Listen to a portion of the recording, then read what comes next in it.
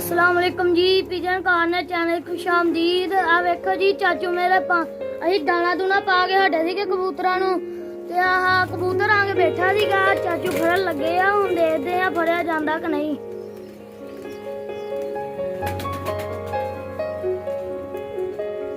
दोपहर दा टाइम आ 3 बजे दा। आह दाना पाने कबूतरां नूं बह गया।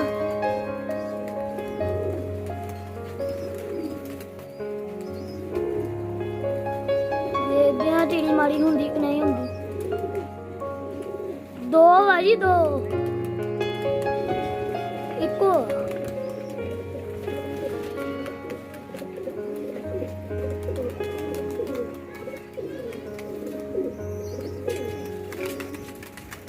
ओ हो गई चिड़ी मारी।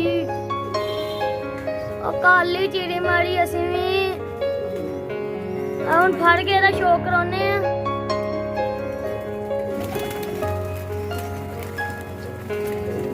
सर आखिरकार चेक करो जरा कैसा पट्ठा यंग फड़िया जनाब। तो पट्ठा तो फिर भतीजा मैं कि भतीजे की गल ना रह जाए कि चाचू पूरा उस्ताद बनया फिर एक कबूतर नहीं फड़ होया।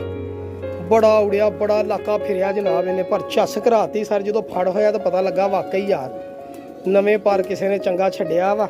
ये चेक करो जरा हेलो बहुत शानदार पट्ठा माशाल्लाह बहुत परवाज करेगा जी इंशाल्लाह मेरी अल्लाह ने चाहे तो परवाज भी जरूर करेगा सर। ए चेक करो पल्ले लैस हो रहा जनाब। ए देखो पार सही है ना। ए चेक करो जरा हेलो दुम भी चेक करो तो बिल्कुल पट्ठा वा। पट्ठे का कद चेक करो तुसी बाकी छड्डो गल्लां। ए हेलो जी ये आखिरकार पट्ठा फड़ होया जी।